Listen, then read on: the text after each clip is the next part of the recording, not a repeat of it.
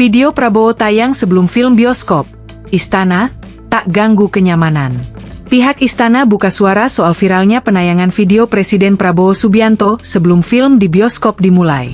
Menteri Sekretaris Negara, Mensesnek, Prasetyo Hadi menilai hal ini lumrah sepanjang tidak melanggar aturan ataupun mengganggu kenyamanan.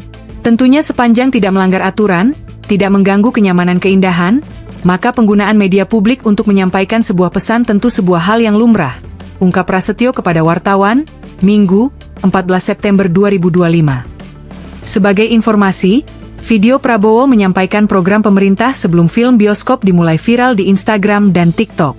Dalam beberapa unggahan di media sosial, Prabowo menyampaikan perkembangan soal koperasi makan bergizi gratis, MBG, Merah Putih, dan Sekolah Rakyat. Dalam video itu juga menunjukkan momen ketika Prabowo belusukan untuk menjumpai warga dan anak-anak yang menjadi penerima manfaat program-program tersebut.